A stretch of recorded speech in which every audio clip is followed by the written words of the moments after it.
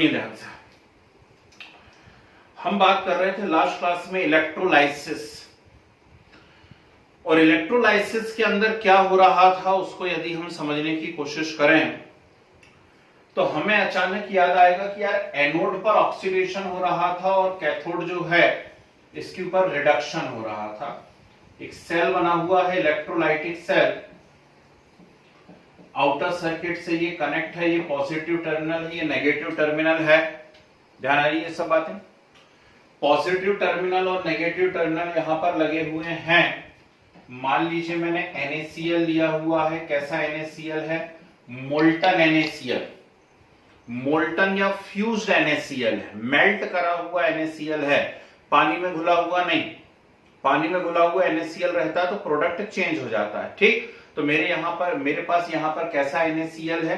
ये NaCl है, melt किया हुआ NaCl। और ये NaCl जो है ये Na पॉजिटिव और Cl नेगेटिव में डिसोसिएट हो रहा है ऑन पासिंग करंट, ठीक। तो मैंने आपसे कहा था कि इसका बहुत ही सिंपल सा कंसेप्ट होता है इलेक्ट्रोलाइसिस का, कि जो भी इलेक्ट्रोलाइट आपको दिया हुआ है आप सबसे पहले उस इलेक्ट्रोलाइट को पॉजिटिव और नेगेटिव में तोड़ दीजिए, स्प्लिट कर दीजिए, ठीक है ना। जैसे NaCl है तो NaCl को हम सबसे पहले क्या करेंगे? पॉजिटिव नेगेटिव कैटायन एनायन या प्लस माइनस में इस प्रकार से तोड़ देंगे। अब आप क्या करिए, यहां से नेगेटिव से इलेक्ट्रॉन निकाल लीजिए और उठा करके पॉजिटिव को दे दीजिए। तो Cl नेगेटिव से हमने इलेक्ट्रॉन निकाल लिया, Cl नेगेटिव से इलेक्ट्रॉन निकाला और अब उठा करके वो इलेक्ट्रॉन हमने पॉजिटिव को मतलब Na पॉजिटिव को दे दिया। ऐसे प्राइमरी प्रोडक्ट बन गए। आप चाहे तो इसको सेकेंडरी प्रोडक्ट में कन्वर्ट कर सकते हो कि क्लोरीन गैस रिलीज हो रही है तो वो हम यहां पर 2 कर देंगे उसको, है ना, ठीक। तो ये 2Cl नेगेटिव तो Cl2 2 इलेक्ट्रॉन और यहां भी 2 हो जाएगा। ये एक अलग बात है। काम की बात क्या है? काम की बात यह है कि ये इलेक्ट्रॉन डोनेट हो रहे हैं, मतलब ऑक्सीडेशन हो रहा है। और ऑक्सीडेशन कहां पर होता है? एनोड पर होता है। और ये इलेक्ट्रॉन रिसीव हो रहे हैं, मतलब रिडक्शन होता है। और रिडक्शन जो है ये कहां पर होता है? कैथोड पर होता है ना। तो एनोड पर ऑक्सीडेशन और कैथोड पर क्या हो रहा है? यहां पर रिडक्शन हो रहा है। समझ रहे बात को? अब क्वेश्चन कहां से चेंज होता है ये तो हमने पिछली क्लास पूरी दे दी, 1-1.5 घंटा हमने इसको दे चुके हैं और ढेर सारी मैंने इलेक्ट्रोलाइसिस रिएक्शंस आपको करवा दी हैं। कुछ क्वेश्चंस आपने करके बताए थे, कुछ मैंने करवा दिए थे, ठीक है ना जी। चलो, करंट की डायरेक्शन की बात करना है हमको और इलेक्ट्रोलाइसिस के प्रोडक्ट की बात करना है, ठीक। करंट आउटर सर्किट में कैथोड टू एनोड जाएगा, लेकिन यहां तो क्या है ना, यहां क्या होना है? ये आउटर सर्किट से आप दे रहे हैं इसको करंट, ठीक। तो आप जैसा चाहेंगे, जिस डायरेक्शन में चाहेंगे उस डायरेक्शन में करंट जाएगा। यदि क्वेश्चन पूछ रहे हो तो उसका आंसर ये है, ठीक है ना। और करंट की डायरेक्शन वहां होगी जहां पे आप क्या कर रहे हो? केमिकल रिएक्शन से करंट प्रोड्यूस कर रहे हो। यहां तो मैं आउटर सर्किट से करंट दे रहा हूं, तो आउटर सर्किट से करंट दे रहा हूं तो मैं जहां से चाहूंगा वहां पे करंट जाएगा, ठीक है ना। पॉजिटिव टर्मिनल से नेगेटिव टर्मिनल की तरफ भेज दूं मैं, या जहां से चाहूं वहां भेज दूं। सर्किट को मैं उल्टा भी कर सकता हूं, समझ गए। ये जो अभी तक एनोड है मैं इसको कैथोड बना सकता हूं, इस कैथोड को एनोड बना सकता हूं। अब असली क्वेश्चन क्या है वो सुनिए ध्यान से। क्वेश्चन ये है कि यहां पे क्लोरीन गैस लिबरेट हो रही है और यहां पर सोडियम आपको मिल रहा है। एनोड के ऊपर क्लोरीन गैस निकल रही है और कैथोड पे क्या मिल रहा है? सोडियम। आपसे क्वेश्चन पूछा जाएगा कितना? क्या क्वेश्चन पूछा जाएगा? कितना? कितना से मतलब यह है कि कितने ग्राम सोडियम मिलेगा या कितने मिलीलीटर क्लोरीन गैस यहां से आपको मिल सकती है, ये क्वेश्चन आपसे यहां पर पूछा जाएगा। समझ रहे बात को? ठीक है ना। तो अब इसका आप क्या करेंगे, ध्यान से सुनिएगा। तो हम यहां पर क्या करते हैं? हम यहां यूज करते हैं फैराडे लॉ ऑफ इलेक्ट्रोलाइसिस। पिछली क्लास में हमने लगभग 1-2 मिनट हमने इसके ऊपर बात की थी। मैंने आपसे कहा था ये कुछ ऐसे लॉ हैं जिनके कोई भी एक्सेप्शन केस नहीं है। फैराडे लॉ ऑफ इलेक्ट्रोलाइसिस जो इसके कोई एक्सेप्शन केस नहीं, ये पूरी तरह एप्लीकेबल हो जाते हैं। नहीं तो जनरली केमिस्ट्री में क्या होता है, कोई भी लॉ यदि आता है तो उसका उठा करके कोई ना कोई क्या हो जाता है? एक्सेप्शन हो जाता है। इसके कोई एक्सेप्शन नहीं होते हैं। अब क्या होने वाला है यहां पर, चलिए बोर्ड पे देखिए जरा ध्यान से सभी लोग। यहां पर हमें 2 डिफरेंट लॉ डिस्कस करने हैं, इसको बोलते भी ऐसे ही है, Faraday's first law, Faraday's second law. ठीक है, फैराडे फर्स्ट लॉ कब एप्लीकेबल होने वाला है, पहले मैं फर्स्ट लॉ के बारे में बात करता हूं। जब आप सिंगल इलेक्ट्रोलाइटिक सेल लिया करते हैं, ठीक है ना,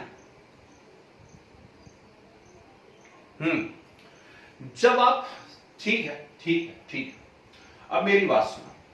जब आप सिंगल इलेक्ट्रोलाइटिक सेल लिया करते हैं, एक अकेली सेल है जैसे अभी बोर्ड पर बनी हुई थी, और उसमें आपसे कैथोडिक और एनोडिक प्रोडक्ट्स पूछे गए हैं कि कैथोड पे कितना क्या रिलीज होने वाला है और एनोड पे कितना क्या रिलीज होने वाला है। इस प्रकार से सिंगल इलेक्ट्रोलाइटिक सेल है। तो फैराडे का कहना है mass of substance liberated at electrode, ध्यान से सुनिएगा, mass of substance liberated at electrode is directly proportional to charge passed into the circuit. Statement भी याद होना चाहिए और मैथमेटिकल में बता ही रहा हूं, और आज का पूरा टाइम हम इसके न्यूमेरिकल्स को देने वाले हैं। ठीक, क्या बोला अंकल ने, फिर से सुन लीजिए। इन्होंने कहा mass of substance liberated at electrode is directly proportional to charge passed into the circuit, means W is proportional to Q। Okay, और हमें मालूम होना चाहिए कि Q इज इक्वल टू क्या होता है, IT होता है, तो फिजिक्स में आपने पढ़ा हुआ है, Q is equal to IT, तो W इज प्रोपोर्शनल टू क्या हो जाएगा, IT, और प्रोपोर्शनलिटी साइन हटेगा तो नेचुरल बात है कांस्टेंट आप लगाएंगे ही लगाएंगे, तो यहां पर कांस्टेंट लगता है Z, तो W is equal to ZIT, it is first law of Faraday.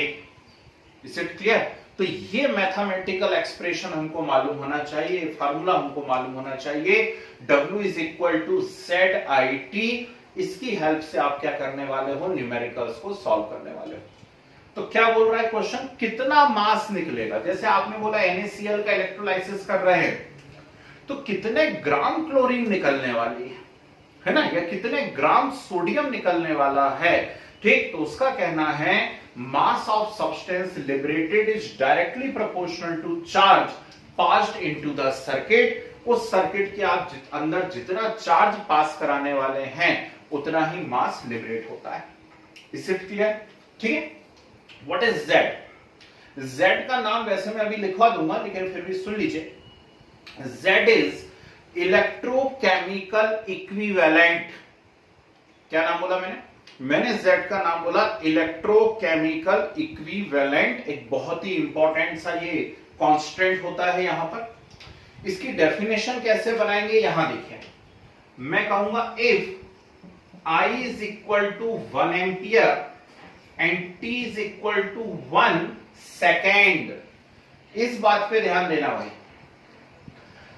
Faraday first law पर बेस्ड जितने भी न्यूमेरिकल्स रहेंगे, बहुत ध्यान से सुनिए, फैराडे फर्स्ट लॉ पर बेस्ड जितने भी न्यूमेरिकल्स रहेंगे उन सारे के सारे न्यूमेरिकल्स में जो टाइम है वो आप काय में रखेंगे, सेकेंड में रखेंगे।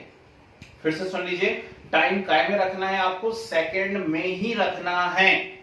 ठीक, चाहे आपसे बोले कि 2 आवर्स तक आपने करंट फ्लो कराया है, चाहे आपसे बोले 2 डेज तक करंट फ्लो कराया, चाहे बोले कि 2 इयर्स तक करंट फ्लो कराया, कोई सी भी वैल्यू दी जाएगी आपको टाइम की, आपको टाइम हमेशा काय में रखना है यहां पर सेकेंड में। तो I इक्वल टू 1 एम्पियर रखा, T इक्वल टू 1 सेकेंड मैंने यहां पे रखा है, तो W इज इक्वल टू क्या आ गया, Z। Is it clear? तो डेफिनेशन कैसे बोलेंगे हम लोग Z की, तो Z की डेफिनेशन हम बनाएंगे when 1 ampere of current passed for 1 second. फिर से सुन लीजिए, when 1 ampere of current passed for 1 second, the mass of substance liberated is electrochemical equivalent। कोई डाउट? क्या बोला है मैंने, फिर से सुन लीजिए, when 1 ampere of current passed for 1 second, the mass of substance liberated is electrochemical equivalent। आई या नहीं आई बात समझ में? तो ये है इलेक्ट्रोकेमिकल इक्विवेलेंट की डेफिनेशन इस प्रकार से आप इलेक्ट्रोकेमिकल इक्विवेलेंट को बताने वाले हैं। ठीक है, ये हो गया फर्स्ट लॉ। अब सेकंड लॉ के बारे में हम बात करते हैं। देखिए यहां सिंगल इलेक्ट्रोलाइटिक सेल लिया हुआ है। सिंगल इलेक्ट्रोलाइटिक सेल की जगह मैं क्या करूं, 2 और मोर सेल का एक सीरीज कॉम्बिनेशन बना दूं। ध्यान से सुनना, 2 और मोर सेल का मैं क्या कर रहा हूं, यहां पर ऐसा एक सीरीज कॉम्बिनेशन बना रहा हूं। जितनी चाहे सेल यहां पर मैं जोड़ देता हूं। ठीक है, खूब सारी सेल्स हैं और ये आपस में इस प्रकार से जुड़ी हुई हैं।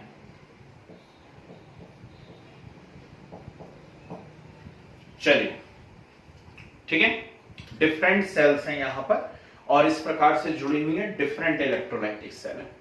मान लीजिए एक के अंदर CuSO4 भरा हुआ है, एक के अंदर ZnSO4 भरा हुआ है, एक के अंदर AgNO3 भरा है, किसी में FeSO4 भरा हुआ है। बहुत सारी सेल्स को आपने मिला करके कॉम्बिनेशन रेडी कर दिया। ठीक है, अब ये फर्स्ट नंबर की है, ये सेकंड है, ये थर्ड है। ये बात क्यों बता रहा हूं मैं आपको डायग्राम बना बना करके, जिससे आपको समझ में आए एक्चुअली कि फर्स्ट लॉ कब एप्लीकेबल है या कब लगाना है आपको न्यूमेरिकल्स के समय, और सेकंड लॉ कब लगाना है। जब सिंगल इलेक्ट्रोलाइटिक सेल आपको दी हुई है, एक अकेली सेल है, उसके अंदर करंट जा रहा है, इलेक्ट्रोलाइसिस हो रही है, ठीक, तो उससे रिलेटेड कोई भी इंफॉर्मेशन आपसे पूछी जाती है तो आप फर्स्ट लॉ से उसको सॉल्व कर सकते हैं। ठीक है ना, लेकिन एक से ज्यादा सेल है और सीरीज कॉम्बिनेशन में जोड़ी गई हैं और अब आपसे पूछेंगे कि यार कितना मास लिबरेट हो रहा है। ध्यान से सुनिएगा, क्या पूछेगा, कितना मास लिबरेट हो रहा है, तो आप कहेंगे मास of substance liberated in this condition. In this condition, when 2 or more cells attached in series, the mass of substance liberated is directly proportional to its equivalent mass. किसके डायरेक्टली प्रोपोर्शनल होता है, equivalent mass के directly proportion होता है, means W is proportional to E। क्या, W is proportional to E। यदि आप first cell के बारे में बात करते हैं तो W1 proportional to E1। यदि आप सेकंड सेल के बारे में बात करते हैं तो W2 proportional to E2। Third cell के बारे में बात करते हैं तो W2 proportional to E3। मान लीजिए यहां पे आपने प्रोपोर्शनलिटी साइन हटाए हुए हैं, प्रोपोर्शनलिटी साइन हटा करके सेम कांस्टेंट लगाए हुए हैं।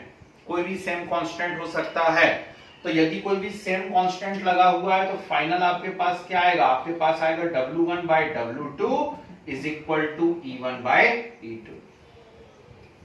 बोलो हाँ, क्या आएगा, W1 by W2 is equal to E1 by E2। या आप चाहें तो और फार्मूला बना सकते हैं, W2 by W3 is equal to E2 by E3। खत्म।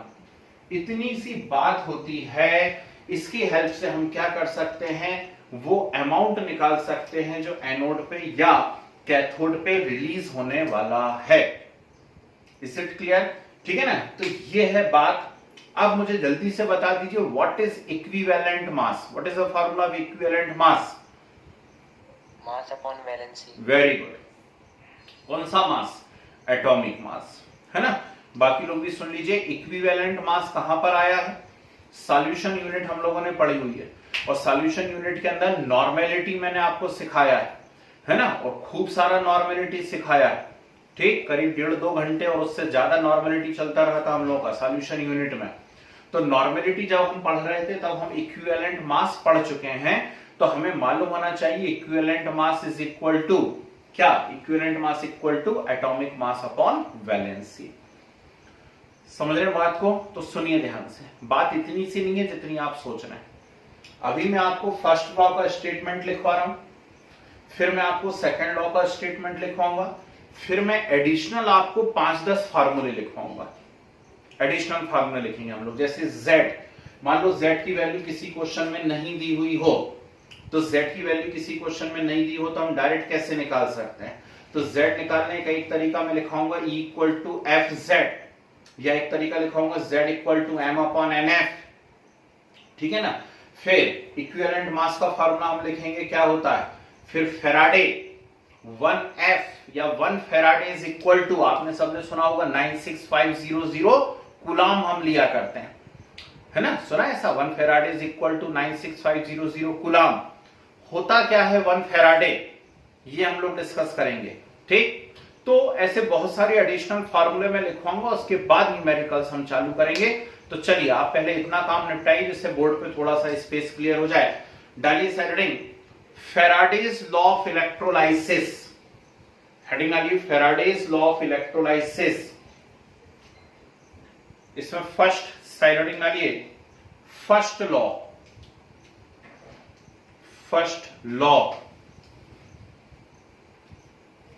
लिखिए, according to this law,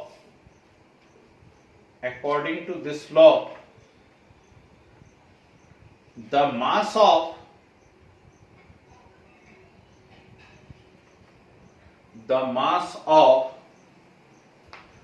any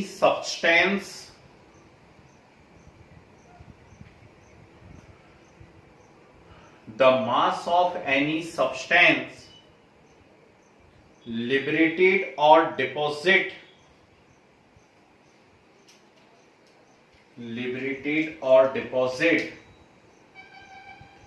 at any electrode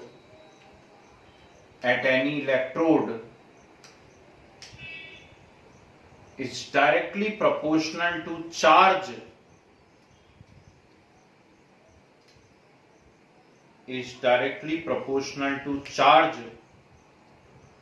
passed into the circuit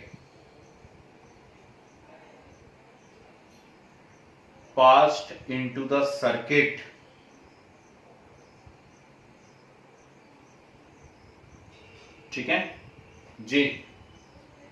ये डायग्राम बनाइए फर्स्ट और यहां तक नोट कीजिए, कहां तक, W इक्वल टू ZIT तक। फर्स्ट डायग्राम बना के W इक्वल टू ZIT तक नोट कीजिए।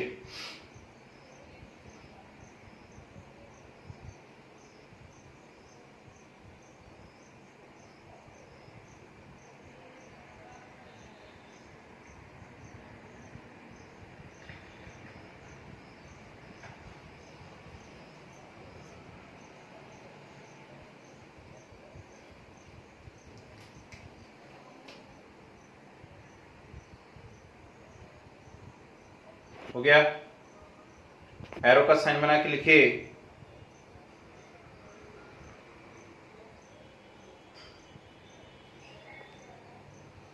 एरो का साइन बना के लिखिए, Z is a constant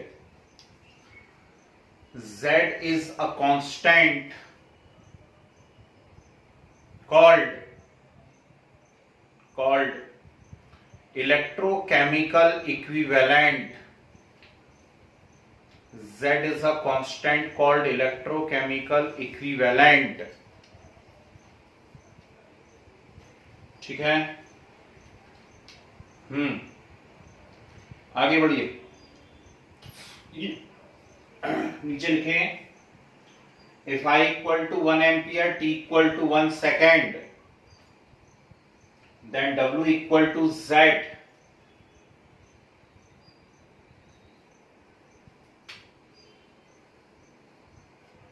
W equal to Z.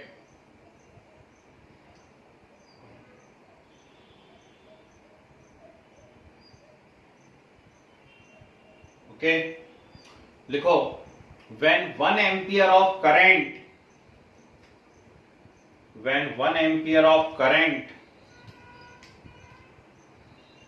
passed for 1 second, when 1 ampere of current passed for 1 second, then mass of substance liberated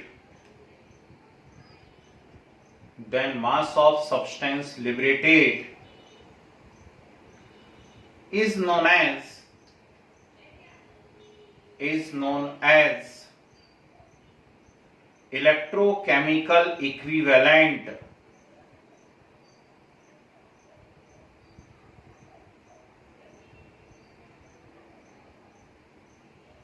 is known as electrochemical equivalent. ठीक है, चलिए next heading आ गई, second law.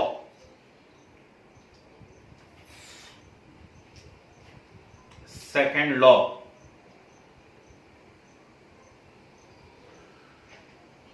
लिखो, when different electrolytic cell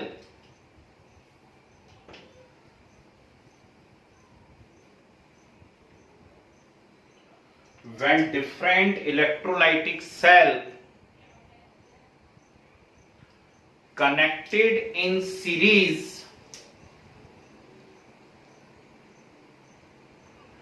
when different electrolytic cell connected in series and same current passed for same current passed for same time, same current passed for same time, then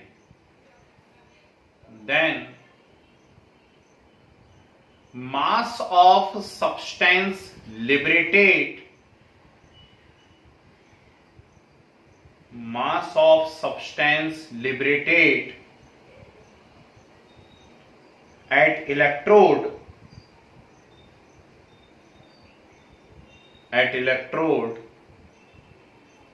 is directly proportional to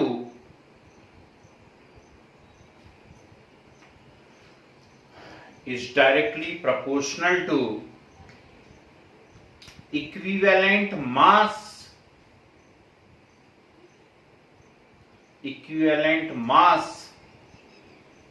of that electrode,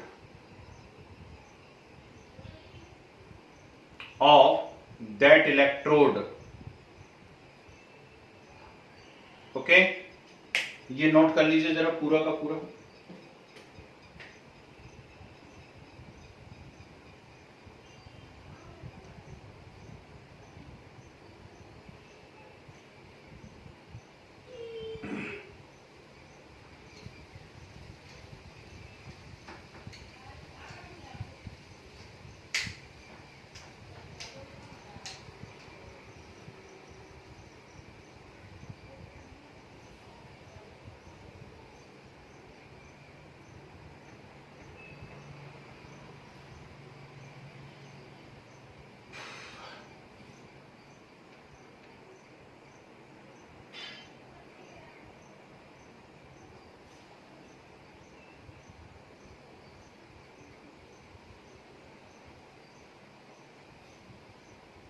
हो गया?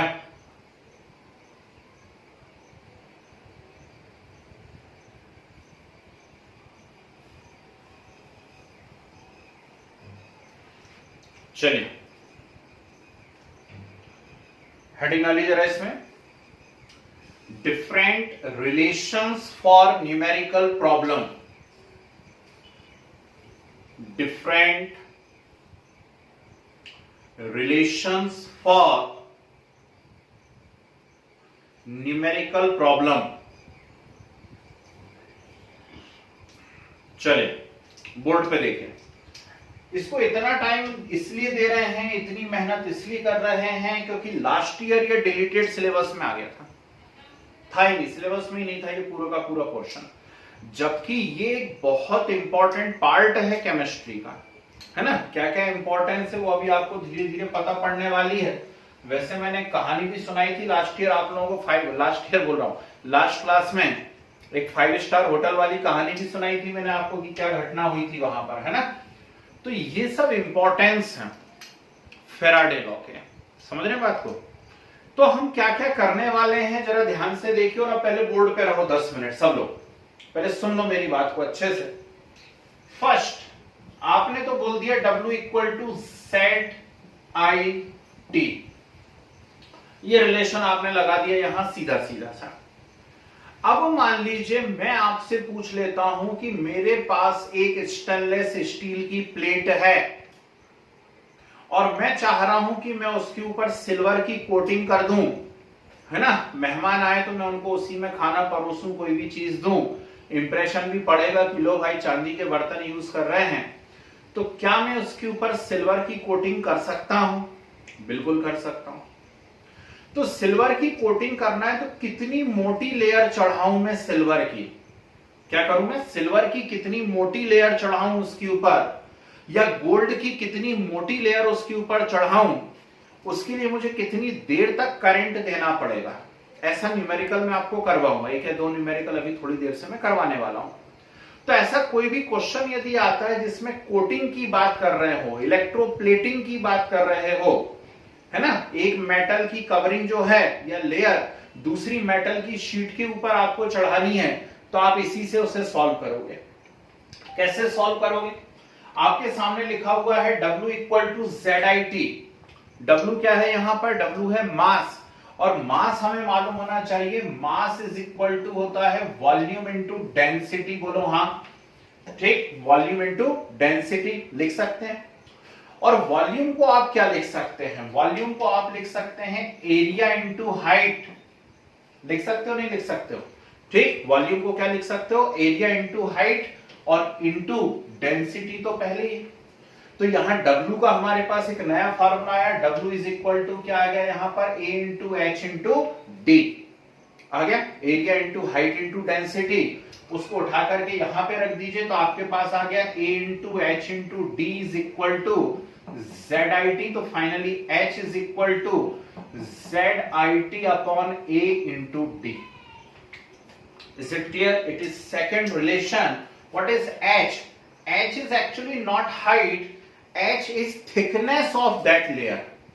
H को यहां पर क्या बोलोगे आप? thickness of that layer बोलोगे। ठीक, कि कितनी मोटी लेयर उस प्लेट के ऊपर आपने या कप के ऊपर या चम्मच के ऊपर आपने चढ़ाई हुई है। समझ गए बात को? तो यदि आप कहो कि मुझे सिर्फ 0.1 मिलीमीटर थिक लेयर चढ़ानी है, तो 0.1 मिलीमीटर थिक लेयर चढ़ानी है तो कितनी देर तक मेरे को करंट फ्लो कराना पड़ेगा, कितने एम्पियर का करंट रहेगा, कितना टाइम तक करना पड़ेगा, वो सारी कैलकुलेशन आप इस रिलेशन की हेल्प से कर सकते हैं। आई या नहीं आई बात समझ में? कोई दिक्कत तो नहीं इसके अंदर? पक्का? ठीक, तो फर्स्ट रिलेशन था W इक्वल टू ZIT, उसी से हम लोगों ने सेकंड रिलेशन बनाया हुआ है। ठीक है ना। थर्ड देखिए जरा ध्यान से बोर्ड पे, आपने अब भी पढ़ा W1 by W2 is equal to E1 by E2। E क्या है यहां पर? इक्विवेलेंट मास है। E क्या है यहां पर? इक्विवेलेंट मास है। अब मैं क्या करूं, मेरे को यहां पर इक्विवेलेंट मास का एक फॉर्मूला निकालना है। तो इक्विवेलेंट मास का एक बहुत ज्यादा यूज होने वाला फॉर्मूला होता है E is equal to FZ। ध्यान से सुनिए, क्या होता है? E is equal to FZ। What is F? F is Faraday. F क्या है यहां पर? फेराडे है। अभी हम लिखने वाले 96500 coulomb. And what is Z? Z is electrochemical equivalent. Z क्या है यहां पर? इलेक्ट्रोकेमिकल इक्विवेलेंट है। ठीक है, अब ध्यान से देखना, अलग फार्मूला बना देता हूं इसको भी मैं। Fifth, Z is equal to what? Z is equal to M upon NF। ध्यान से सुनिएगा, what is Z? Z is equal to M upon NF। M क्या है? M है यहां पर एटॉमिक मास। ठीक, लिख भी देता हूं, M क्या है यहां पर? एटॉमिक मास है। What is M? M is valency. N क्या है? वैलेंसी, और F वापस से फेराडे है।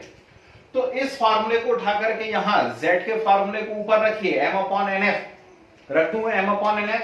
तो E इक्वल टू क्या बन जाएगा बोलो? F into M upon NF। ये F से F कैंसिल, और F से F यदि कैंसिल हो गया तो E इज इक्वल टू क्या मिला?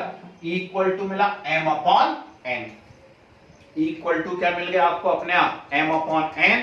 अभी थोड़ी देर पहले मैंने किसी से पूछा था what is the formula of equivalent mass, तो मुझे आंसर दिया गया था atomic mass upon valency.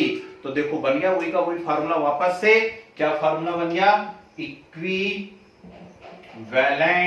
Mass is equal to atomic mass upon valency. ठीक है, सारे फार्मूले याद रखने पड़ेंगे भाई। आप अपने किसी दूसरे सब्जेक्ट से कंपेयर यदि करते हैं, फिजिक्स से, मैथ से, तो ऑलरेडी आपकी केमिस्ट्री में तो बहुत कम फार्मूले हैं, बहुत कम रिलेशंस हैं, है कि नहीं। तो इसलिए जितने हैं वो तो सारे इंपॉर्टेंट रहेंगे। तो मैं बहुत ही सिस्टमेटिक वे में आपको बताने की कोशिश कर रहा हूं, रिलेटेड आपको प्रॉब्लम्स भी बताते जा रहा हूं कि कब कब इनको हम अप्लाई करने वाले हैं। ठीक है ना। तो ये फर्स्ट लॉ, मोटाई देख ली कितनी मोटी लेयर चढ़ेगी। सेकंड लॉ में इक्विवेलेंट मास आता है, तो इक्विवेलेंट मास कैसे मेजर कर सकते हैं, ऐसे।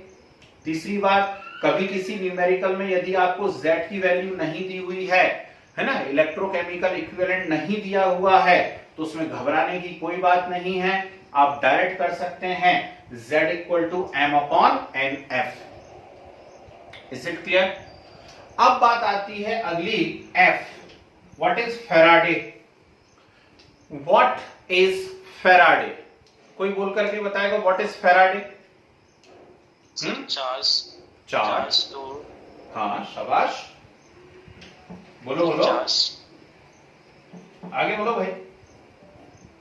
चार्ज ऑन 1 मोल जी, 1 Faraday is charge of 1 mole electron.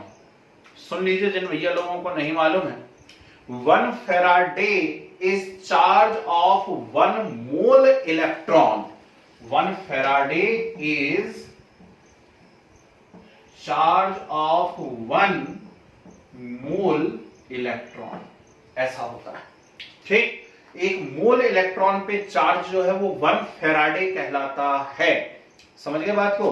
तो 1F इज इक्वल टू क्या, चार्ज ऑफ 1 मोल इलेक्ट्रॉन।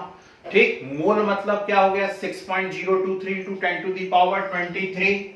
तो 6.023 into 10 to the power 23 into 1 electron पे चार्ज कितना होता है, 1 इलेक्ट्रॉन पे चार्ज होता है 1.6 into 10 to the power -19 coulomb. जानते हो ये बात। तो 1.6 into 10 to the power -19 coulomb. ठीक है ना। जब आप इसे सॉल्व करेंगे तो आपका समथिंग 96485 ऐसा कुछ आएगा, 96485। लेकिन कैलकुलेशंस के लिए हम लोग उसको क्या करते हैं, 96500 ले लेते हैं, है ना। तो 96485 को हम क्या कर लेते हैं, 96500 ले लेते हैं। इसलिए 1 Faraday is equal to 96500 coulomb. आई या नहीं आई बात समझ में। ठीक, तो ये इंफॉर्मेशन बहुत ही प्यारी और बड़ी ही इंपॉर्टेंट सी इंफॉर्मेशन है, बिल्कुल घुटा हुआ होना चाहिए आप लोगों को ये वाली बात भी। ठीक है ना। अब एक और बात मैं आपसे पूछता हूं, यहां देखिए, यहां दिखता है सभी को, दिखता है। मैंने कहा 1 इलेक्ट्रॉन, एक इलेक्ट्रॉन पे 1 इलेक्ट्रॉन वोल्ट या 1 इलेक्ट्रॉन पे चार्ज कितना होता है, इलेक्ट्रॉन वोल्ट में नहीं, ऐसी नॉर्मल पूछे 1 इलेक्ट्रॉन पे चार्ज कितना होता है। तो आप कहोगे कि 1 इलेक्ट्रॉन पर चार्ज होता है 1.6 into 10 to the power -19 coulomb है। तो मैं उल्टा पूछ लूं कि 1 कूलम चार्ज कितने इलेक्ट्रॉन पर होगा। 1 इलेक्ट्रॉन पर क्या पूछा मैंने, फिर से सुनना। 1 इलेक्ट्रॉन पर 1.6 into 10 to the power -19 coulomb charge है। 1 इलेक्ट्रॉन पर 1.6 इंटू 10 पावर -19 कूलम चार्ज है। तो 1 कूलम चार्ज कितने इलेक्ट्रॉन्स पर होगा, है ना। हाँ शाबाश, कितना चार्ज 1.6 वेरी गुड, बिल्कुल सही सोचा मन में सब लोगों ने। ठीक, 1 कूलम चार्ज होगा 6.28 into 10 to the power 18 electrons पर।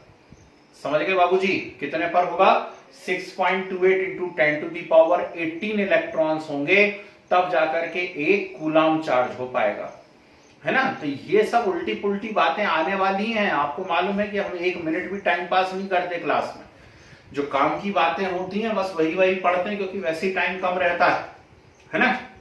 तो देखो कितनी सारी इंफॉर्मेशंस मैंने बता दी आपको, 7 इंफॉर्मेशंस हो गई। अभी खत्म नहीं हुआ, मेरा मन नहीं भरा है, अभी मैं और बताने वाला हूं। इस बार मुझे इस तरफ बोर्ड पे जगह दिख रही है तो यहां बताऊंगा। नेक्स्ट सुनिए 8th नंबर की यहां पर एप्लीकेशन। कभी कभी हमको एनर्जी निकालना हो, मान लीजिए जूल में निकालना हो एनर्जी, ठीक, जूल में एनर्जी यदि निकालना हो तो हम कैसे निकालते हैं, यहां देखिए ध्यान से। तो energy in joule is equal to, तो energy in joule equal to होता है पोटेंशियल डिफरेंस इनटू चार्ज। लिख दूं यहां पर, क्या लिख दूंगा मैं लिख ही देता हूं यहां पर, ठीक, क्या, पोटेंशियल डिफरेंस इनटू चार्ज। पढ़ने में आ रहा है, ठीक। तो एनर्जी इन जूल यदि मेजर करना हो तो एनर्जी इन जूल हम कैसे मेजर करेंगे, पोटेंशियल डिफरेंस इनटू चार्ज से, ठीक। तो ई जे लिख देता हूं इसको छोटू सा, is equal to potential difference मतलब V और चार्ज मतलब क्या हो गया, Q हो गया। अब Q इज इक्वल टू, अभी हम लोगों ने पढ़ लिया, शुरू होते से पढ़ लिया, Q is equal to IT, पढ़ा Q इक्वल टू IT। तो क्या मैं इसको ऐसा लिख सकता हूं, E J is equal to what, V into I into T, लिख सकता हूं। V क्या है यहां पर, जल्दी से बोल दीजिए, V है यहां पर पोटेंशियल डिफरेंस वोल्ट में, और I क्या है यहां पर, एंपियर में करंट है, और T क्या नजर आ रहा है आप लोगों को यहां पर, टाइम नजर आ रहा है। वेरी गुड, ठीक, T क्या है यहां पर, टाइम नजर आ रहा है। तो यदि मैं यहां पर V इंटू आई कर दूं, वैसे तो किसी ने बता दिया पोटेंशियल डिफरेंस इंटू एंपियर या करंट, तो V इंटू आई को हम कैसे शो कर सकते हैं, जल्दी से बता दीजिए, P से, पावर इंटू टाइम। समझ गए बात को, ठीक। तो energy in joule is equal to power into time. Power को आप काय में रिप्रेजेंट करोगे, यहां पर पावर को रिप्रेजेंट करोगे वॉट में, और टाइम को रिप्रेजेंट कर दोगे किसमें, सेकंड में, ठीक है ना। तो यदि मान लीजिए, ये हम लोगों ने 11th में कहां पढ़ा होगा है, कोई एग्जैक्ट लोकेशन बताएगा क्या मुझे जल्दी से, 11th में ये वाली बात हमने कहां पढ़ी हुई है, कोई एग्जैक्ट लोकेशन बता दो quick. Sir atomic structure. Very good, atomic structure में Planck's quantum theory, atomic structure में प्लैंक्स क्वांटम थ्योरी में हम लोगों ने ये बात पढ़ी हुई है कि मान लीजिए 40 वॉट का बल्ब है, ध्यान से सुनिए जैसे नहीं मालूम है, यदि 40 वॉट का बल्ब है आपके घर में, तो 40 वॉट के बल्ब का मीनिंग क्या है, तो 40 वॉट के बल्ब का मीनिंग है वो 40 जूल पर सेकेंड रिलीज कर रहा है।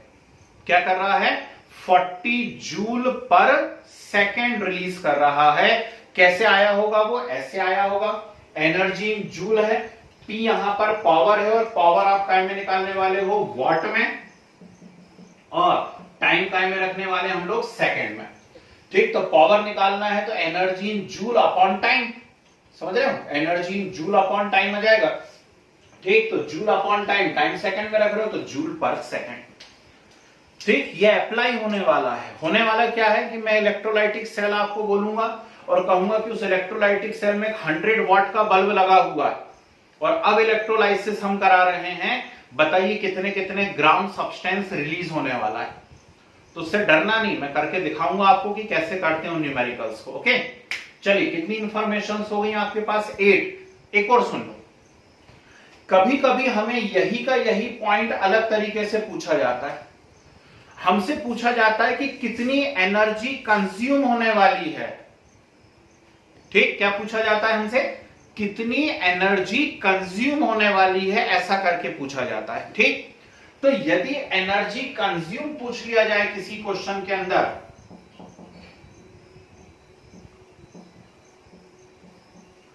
एनर्जी कंज्यूम पूछ लिया जाए तो उसका फॉर्मूला भी यही होता है, EMF into quantity of charge. क्या होता है, EMF into quantity of charge, खत्म। मतलब वैसा का वैसा होता है, पोटेंशियल डिफरेंस इनटू चार्ज जैसे ही, ठीक, वैसा का वैसा हम निकालते हैं। एनर्जी कंज्यूम को ऐसे भी निकाल सकते हो। अभी खत्म नहीं हुआ, एक बात और है ना, 10th पॉइंट और है, लेकिन वो मैं आपको बोल करके बता दूंगा अभी, और उसी से हम न्यूमेरिकल्स की शुरुआत करेंगे, उस 10th पॉइंट से न्यूमेरिकल की शुरुआत करेंगे। तो चलिए फटाफट जरा टिक डालिए पूरा जितना जो कुछ बोर्ड पे लिखा है और शुरू करते हैं क्वेश्चंस को। ये कुछ इंपॉर्टेंट लगता है मुझे इसलिए मैं इतना टाइम दे रहा हूं भाई। 1 घंटा हमने दे दिया इस पोर्शन को सिर्फ इसलिए। कीजिए, नोट कीजिए सब कुछ और एक पॉइंट का इंतजार कीजिए।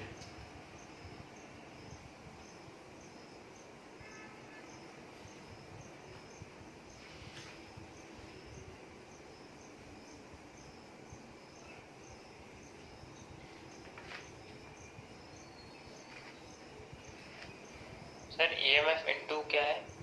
कहां पे? ये EMF into quantity of charge या क्वांटिटी ऑफ इलेक्ट्रिसिटी लिख दो, चार्ज की जगह क्वांटिटी ऑफ इलेक्ट्रिसिटी, वो ज्यादा अच्छी टर्म है।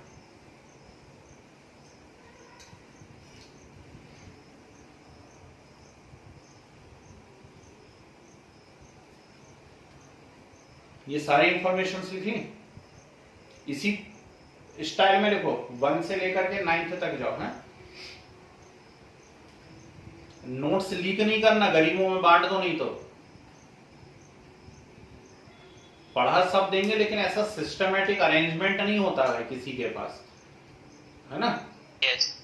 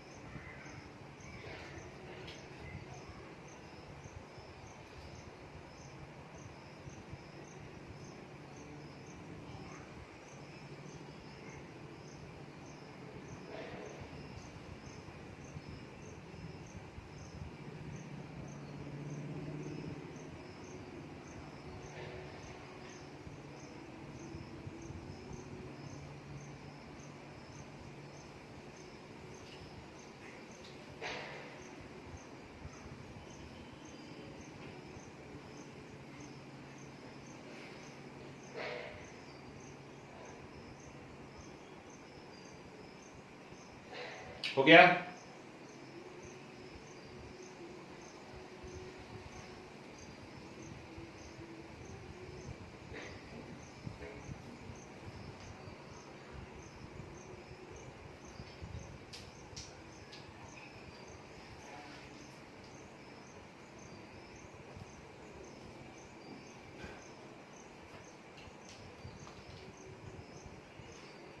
चलिए एक पॉइंट और लिख लीजिए 10th नंबर का।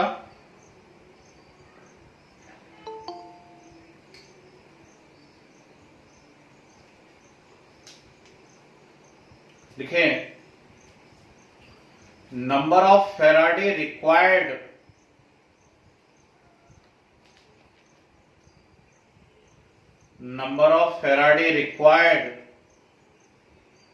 to liberate 1 mole of substance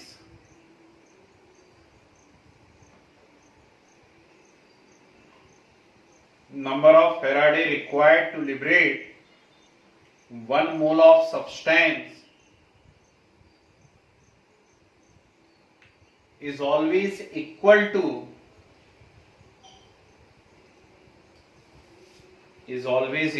to charge on ion is always equal to charge on ion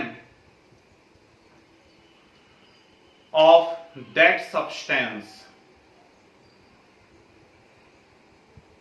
is always equal to number, बहुत इंपॉर्टेंट ट्रिक है ना, फिर से बोल दे रहा हूं, लिख लो, सुनो। Number of Faraday required to liberate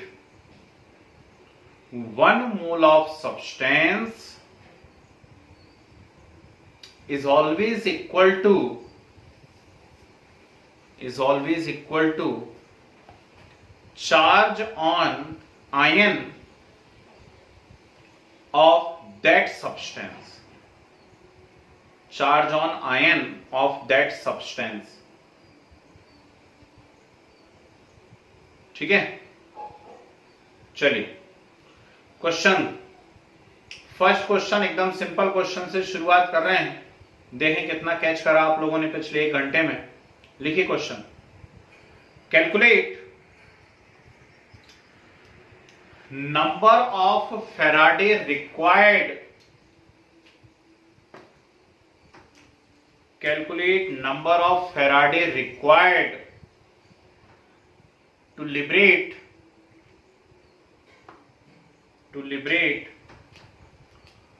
1 mole of, नहीं, ऐसे नहीं, calculate number of Faraday required to liberate 24 gram of magnesium, 24 gram of magnesium by electrolysis of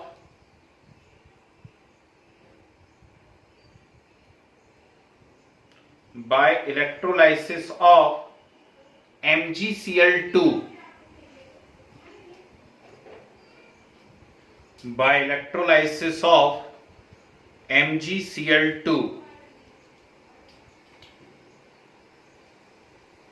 ठीक है, चलिए क्वेश्चन ध्यान से पढ़िए और मुझे आंसर बताइए क्या आएगा इसका।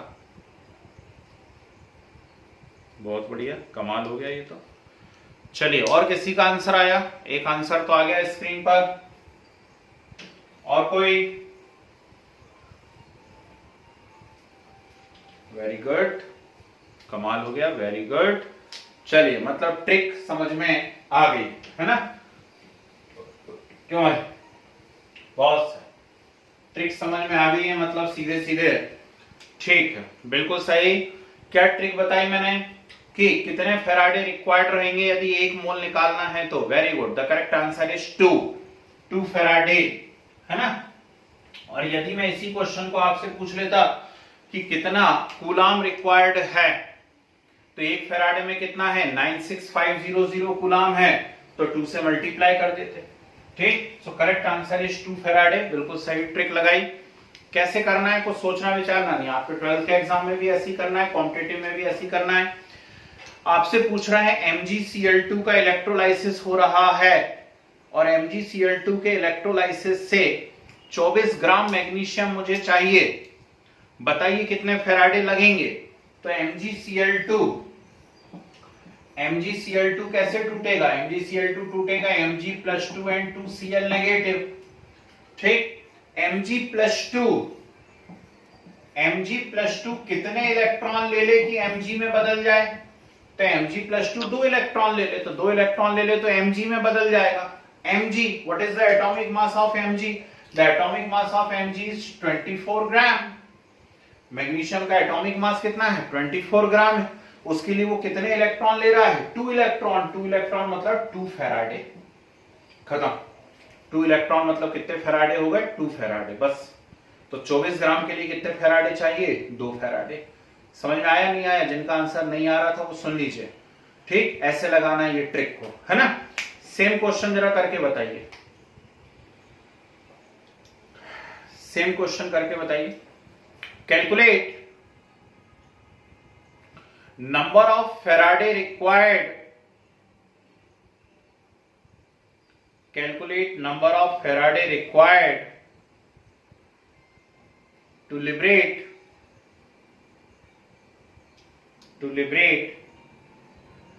13.5 gram of aluminium,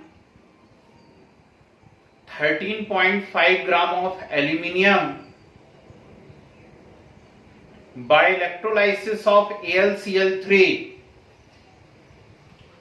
13.5 gram of aluminium by electrolysis of AlCl3। लगाइए दिमाग, AlCl3 का इलेक्ट्रोलाइसिस कीजिए, बताइए गुड, वेरी गुड, शाबाश। अरे अरे अरे, ध्यान से करो भाई। ओहो, हाँ, ऐसे ऐसे ऐसे, गुड। चलिए ठीक है, आंसर आ गया। The correct answer is 1.5 Faraday. 3 जिनका आ रहा है उनकी जानकारी के लिए बता दूं, the correct answer is 1.5 Faraday, that is 3/2। ठीक, चलिए कर लेते हैं एक बार, बोर्ड पर देख करके करते हैं।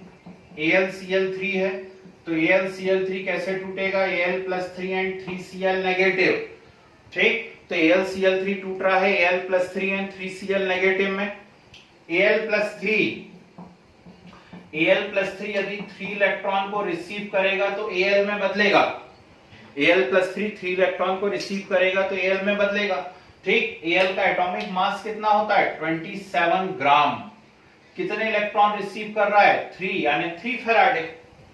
ठीक, तो 27 ग्राम के लिए चाहिए 3 फेराडे, जबकि क्वेश्चन में आपको दिया हुआ है 13.5 ग्राम। क्वेश्चन में कितना दिया है? 13.5 ग्राम।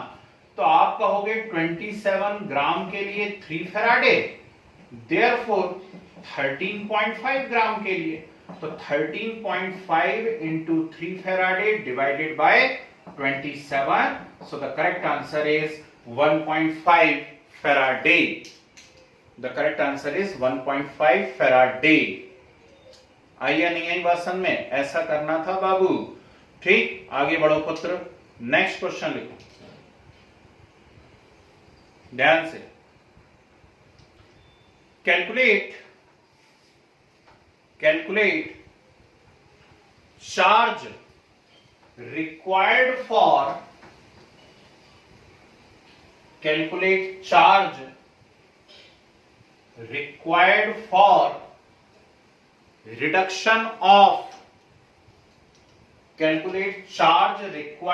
reduction of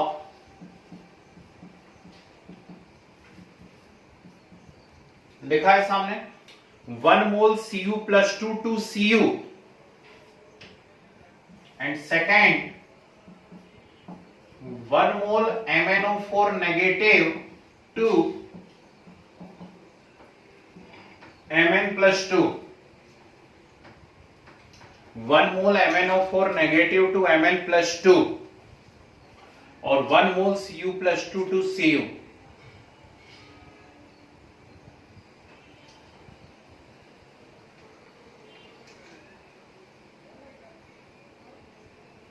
कीजिए।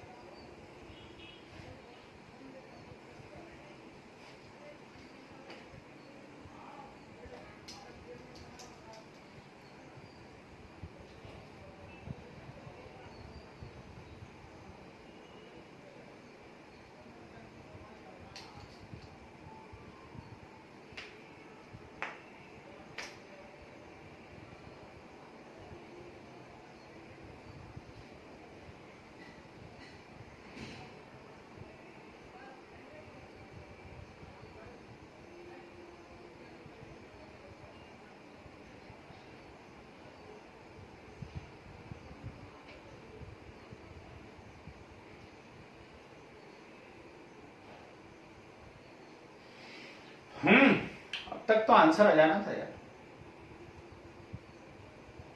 अरे जो फेराडे निकालते थे उस फेराडे में 96500 से मल्टीप्लाई हो जाएगा। ठीक है, तो आपका कूलम में आंसर आ जाएगा चार्ज। बहुत सही, बहुत बढ़िया, वेरी गुड। चलिए फर्स्ट आंसर आ गया है, और बोलो sir. 1 into 10 to the power 5 coulomb.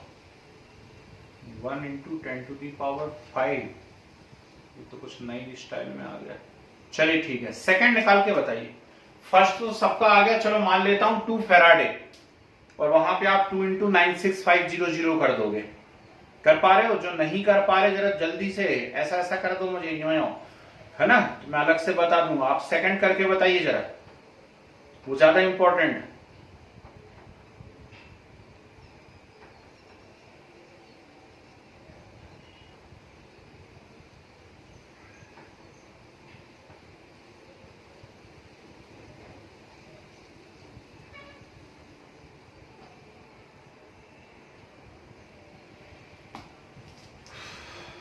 चलिए, ज्यादा टाइम लग गया, मैं बता देता हूं। दो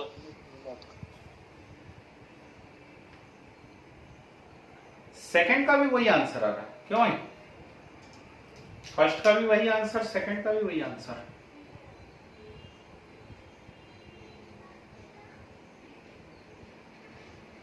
गुड,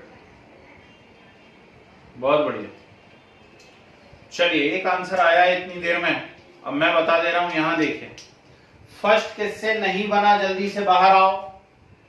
Cu+2 से Cu, ठीक। तो Cu+2 क्या करेगा? Cu+2 2 इलेक्ट्रॉन ले लेगा, और Cu+2 2 इलेक्ट्रॉन ले लेगा तो किस में बदल जाएगा? Cu में बदल जाएगा। 2 इलेक्ट्रॉन लिए हैं, 2 इलेक्ट्रॉन लिए हैं यानी कितने फेराडे है? 2 फेराडे। 2 इलेक्ट्रॉन लिए यानी कितने फेराडे है? 2 फेराडे है, ठीक। तो 2 × 96500 कर दो, कूलाम में चेंज हो गया। अब इसका क्या, ये बड़ा मजेदार है। MnO4 नेगेटिव से Mn+2 बनाना है, ठीक है। तो थोड़ी तो बिल्कुल सही आंसर बता रहे हैं भैया, 482500। I think it is correct answer. पहले तो सोचो ये है क्या कहानी। MnO4 नेगेटिव से Mn+2 में आपको जाना है, तो MnO4 नेगेटिव, ठीक। थोड़ा सा 11th के बेसिक की जरूरत पड़ेगी, आपको मालूम होना चाहिए। वेरी गुड, ठीक। Oxidation number, the oxidation number of manganese in MnO4 negative is +7। कितना है ऑक्सीडेशन नंबर? +7 है। और ये किस में कन्वर्ट हो रहा है? Mn+2। Mn+2 में कन्वर्ट हो रहा है, तो इसका ऑक्सीडेशन नंबर कितना है? +2। तो +7 से +2 में जा रहा है, और +7 से +2 में जा रहा है तो कितने इलेक्ट्रॉन लेगा? 5। तो यहां पे आना था +5 इलेक्ट्रॉन। 5 इलेक्ट्रॉन मींस 5 फेराडे, यानी 5 × 96500। समझ गए? तो 5 × 96500 आप कर देते, आपका आंसर आ जाता, ठीक है। तो जिनसे नहीं बना वो सुन लीजिए, समझ लीजिए कि इस क्वेश्चन को कैसे करना है, ठीक है। ऐसे करना है। कोई डाउट है अभी भी किसी को? नहीं? चलो नेक्स्ट क्वेश्चन करके बताओ, मोस्ट इंपॉर्टेंट लगा के, मोस्ट इंपॉर्टेंट लगा के नेक्स्ट क्वेश्चन कीजिए। Calculate number of Faraday required, calculate number of Faraday required for oxidation of, for oxidation of, पहला है 1 मोल वाटर टू O2, नहीं sorry 2 mole water to O2, ठीक। 2 मोल वाटर से O2 बनाना है, कितने फेराडे लगेंगे? और सेकंड है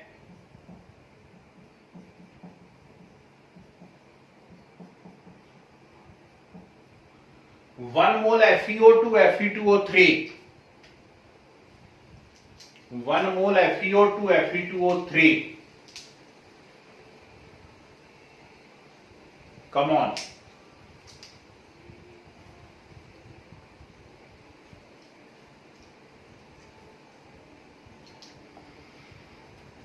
ये सारे क्वेश्चंस मैं क्लास में ही करवाऊंगा भाई, है ना।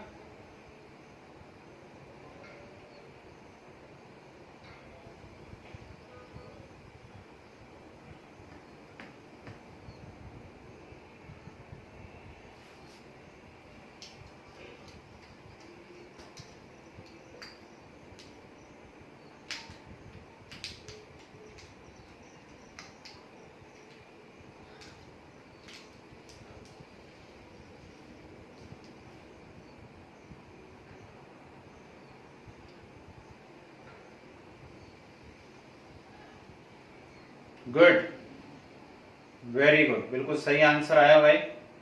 बाकी बच्चे भी प्रयास करिए। वेरी गुड, बिल्कुल सही।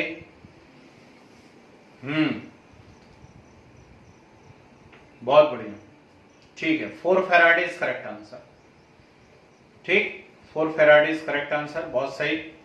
सेकंड और निकाल लो। ट्रिक काम कर रही है, ट्रिक काम कर रही है ना। सेकंड और निकाल लीजिए। वेरी गुड, बहुत ही बढ़िया, शाबाश, बहुत बढ़िया।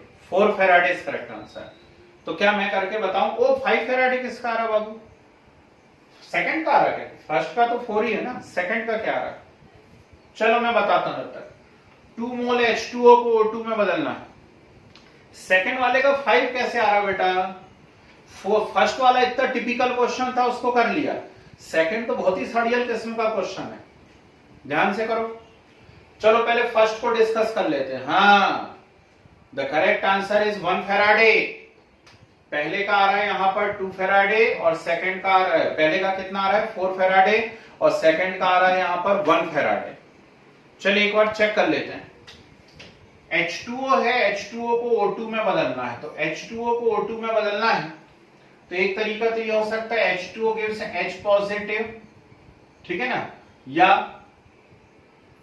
प्लस OH नेगेटिव, ऐसा कर लें हम लोग, है ना। और OH नेगेटिव कैसे टूटा करता है? मैंने बताया OH नेगेटिव टूटता है half O2 plus H2O plus 2 electron में। ध्यान करिए, ठीक है, ये पिछली क्लास में हमने पढ़ा हुआ है। तो OH नेगेटिव से क्या बन जाता है? Half O2 plus H2O plus 2 electron. तो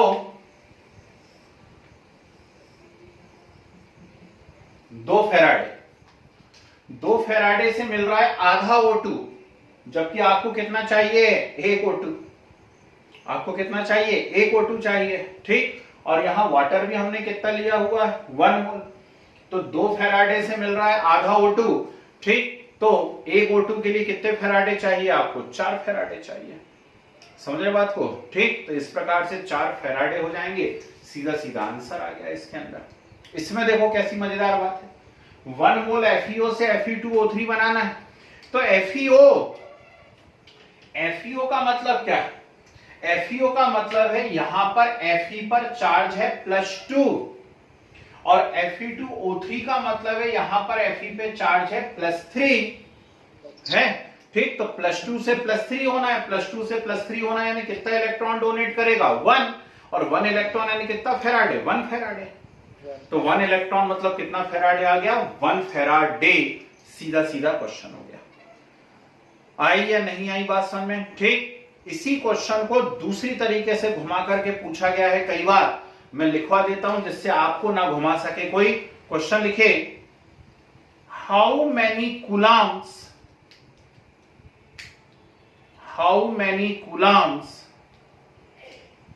are required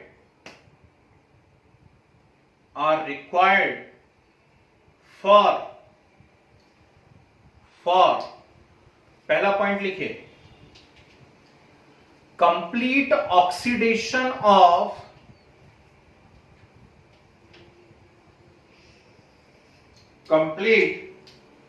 oxidation of 90 gram of water to O2. Complete oxidation of 90 gram of water to O2. ठीक है।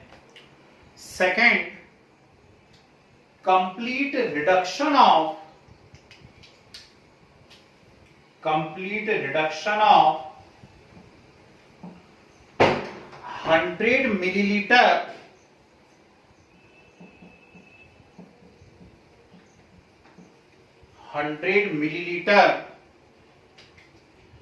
.1 molar KMnO4 solution,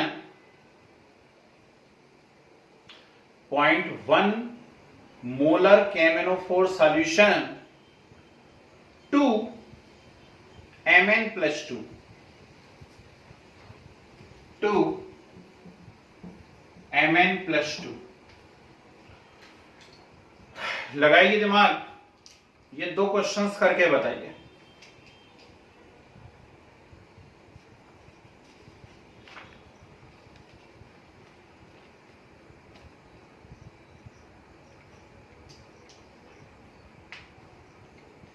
गुड, 3 0, अच्छा मान लेता हूं 965 और 3 0, 10 फैराडे, गुड, शाबाश,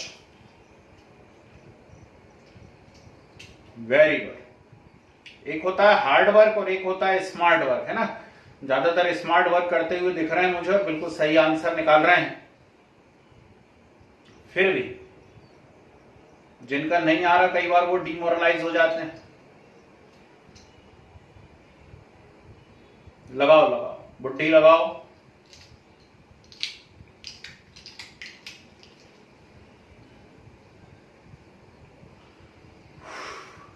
चलिए, 10 ग्राम नहीं 10 फैराडे। अच्छा, सेकंड का आंसर बता रहे हो क्या? हाँ, 10 फैराडे।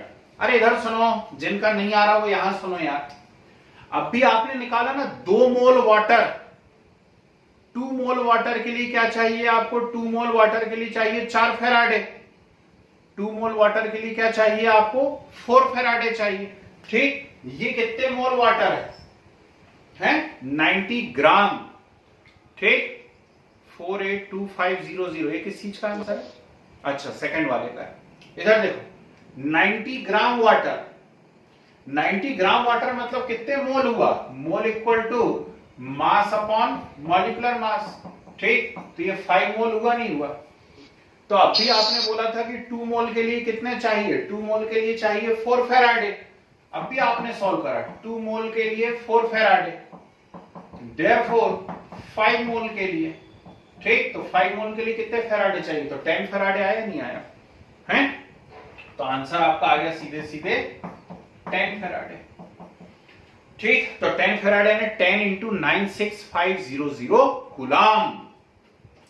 यस और नो? यस।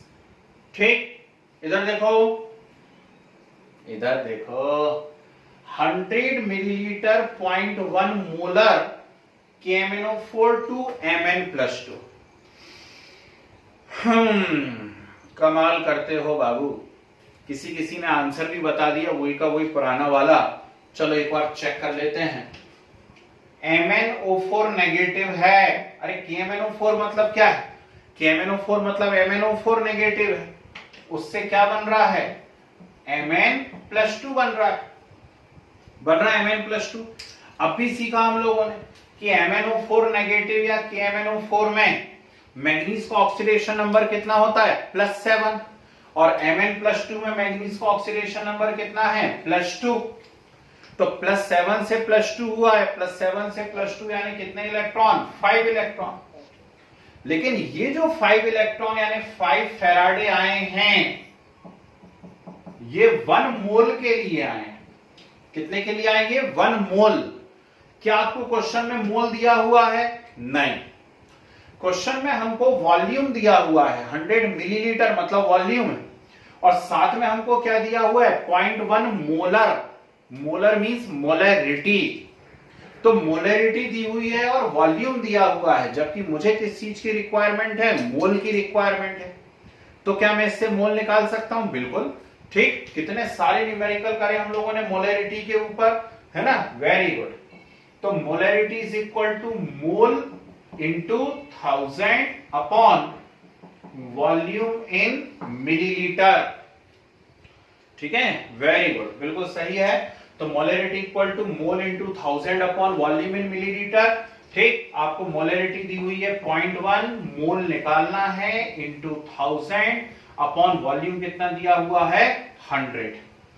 काट लोगे कि कटवाऊं? हैं? तो यहां पर आपका मोल आ जाएगा 0.01। बोलो हाँ।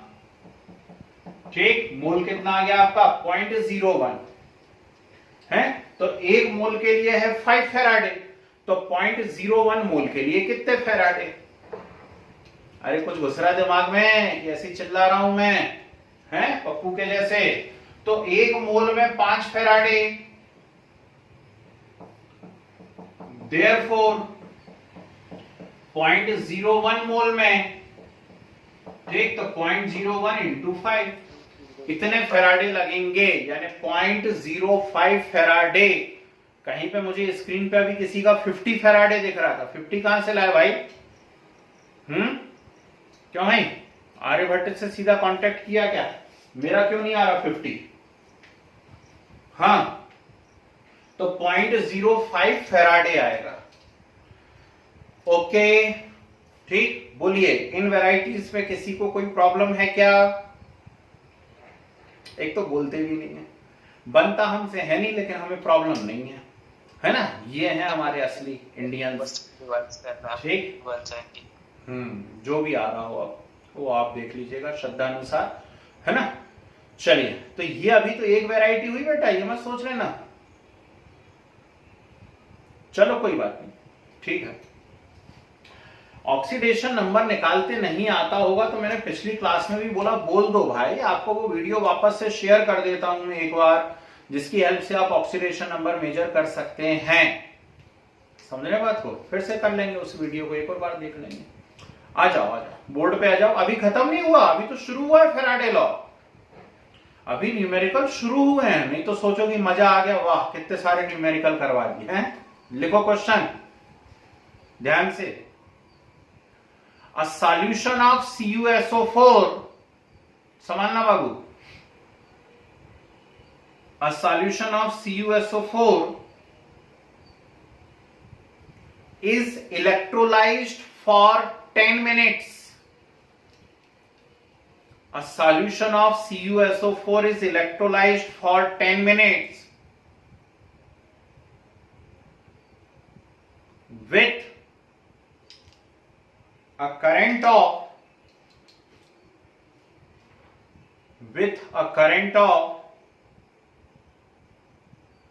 1.5 ampere, with a current of 1.5 ampere calculate the mass of copper deposited. Calculate the mass of copper deposited. सुनो, यहां पे एक जानकारी मैं आप लोगों को दे दूं कि मोस्ट ऑफ द केस में आपको बस इतना ही क्वेश्चन दिया जाता है, तो कुछ कॉमन मेटल्स हैं, हमेशा इन्हीं के ऊपर क्वेश्चंस आएंगे आपको। कौन कौन सी कॉमन मेटल्स हैं वो? ये है कॉपर, जिंक, सिल्वर, कभी कभी आयरन और कभी रेयरली निकेल। इनके अलावा कोई भी मेटल आती तो फिर वो दे देता है डेटा में, है ना? कॉपर यदि आता है कभी भी तो याद रखिएगा इसका एटॉमिक मास आपको लेना है 63.5 ग्राम, कॉपर का 63.5 ग्राम, जिंक 65, सिल्वर 108, लोहा 56 और निकेल 58.5। ओके, तो ये कुछ एलिमेंट्स हैं, कॉमन एलिमेंट्स जो हमसे पूछे जाते हैं। ठीक, 12th के सिलेबस में यही हैं, इनसे रिलेटेड क्वेश्चंस ही आपको आएंगे, है ना? इसके अलावा कुछ आएगा तो फिर वो क्वेश्चन में दे देगा। चलिए आप लगाइए अकल जरा। CuSO4 का सॉल्यूशन है, 10 मिनट तक उसमें 1.5 एम्पियर का करंट भेजा है आपने। ठीक, बताइए कितना सिल्वर वहां से निकल जाएगा?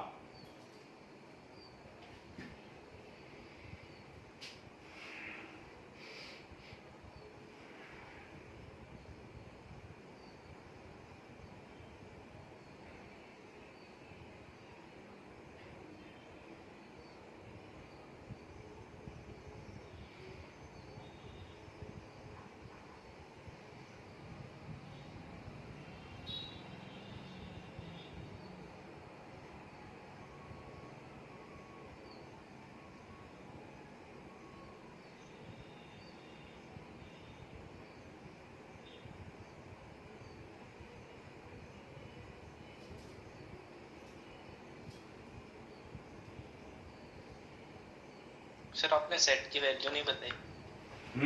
Z की वैल्यू तो मैं बताता ही नहीं, आदत में नहीं है मेरे। जैसा क्वेश्चन है आपके एग्जाम का एज इट इज मैंने दे दिया, लगाओ कर। 10-10 ट्रिक बताई हैं आपको।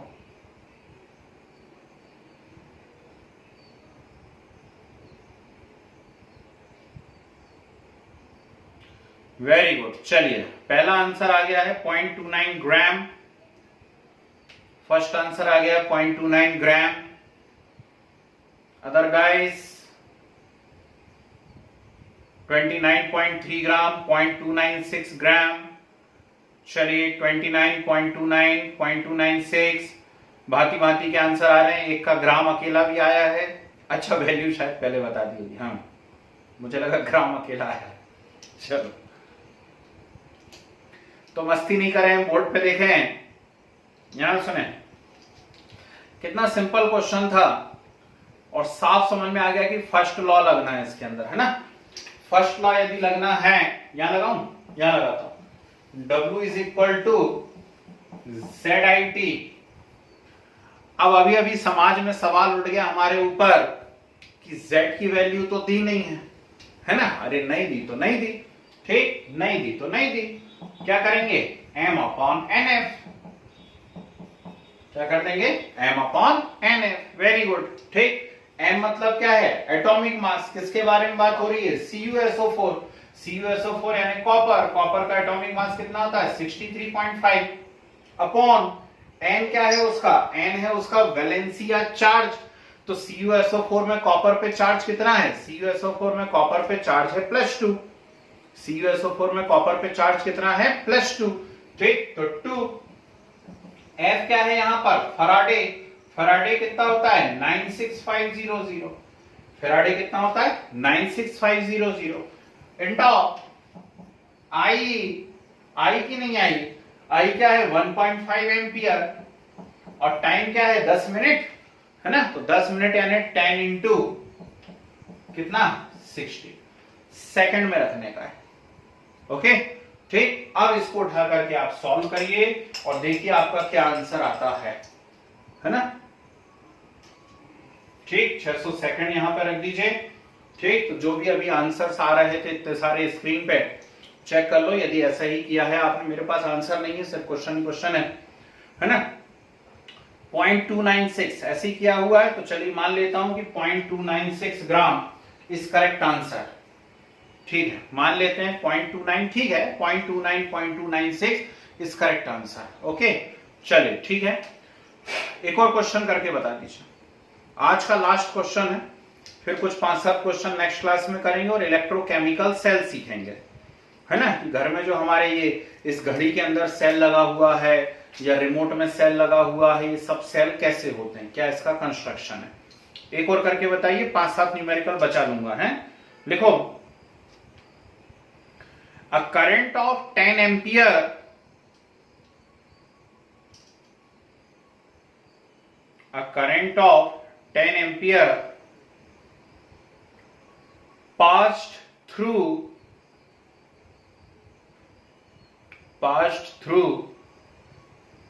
molten AlCl3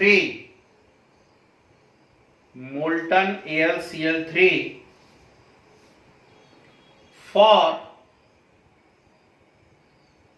96.5 second. 96.5 second. Calculate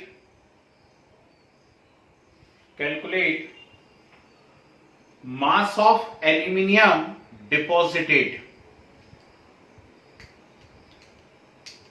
Calculate mass of aluminium deposited. Come on.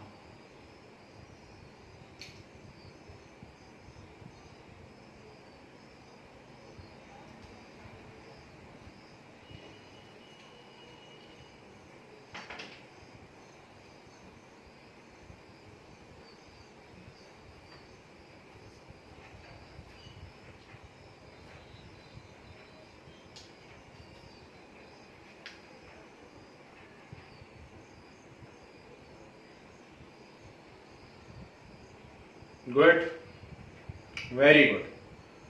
अरे बहुत सिंपल क्वेश्चन था भाई, फट से आंसर आ रहा था। PHAT 0.9 ग्राम। 0.9 की 0.09 दोनों अलग आंसर है। 0.09 is correct answer I think, ठीक। जी, है ना, 10 एम्पियर है, 96.5 सेकेंड। यहां देखिए, तो एम यानी atomic mass of aluminium that is 27। AlCl3 है तो एल्यूमिनियम पे +3 चार्ज होता है, तो एन की वैल्यू हो गई 3, ये हो गया 96500। आई कितना एम्पियर दिया है 10, और टाइम दिया है 96.5। कितना सिंपल हो गया, है ना। सीधी कैलकुलेशन करिए, सॉल्व करिए, आंसर आ गया आपका। Okay, 0.09 gram is correct answer. तो अभी मैंने बहुत सारे क्वेश्चंस रोक लिए हैं, बचा लिए हैं अगली क्लास के लिए, ठीक है। तो अब हम नेक्स्ट क्लास में क्या करेंगे, फैराडे को थोड़ा सा और पढ़ेंगे, और साथ में हम पढ़ने वाले हैं इलेक्ट्रोकेमिकल सेल। ओके, ठीक है ना। चलिए, बस आज की सभा भी यहां पे समाप्त करते हैं, अगली क्लास से मुलाकात करते हैं, ठीक है।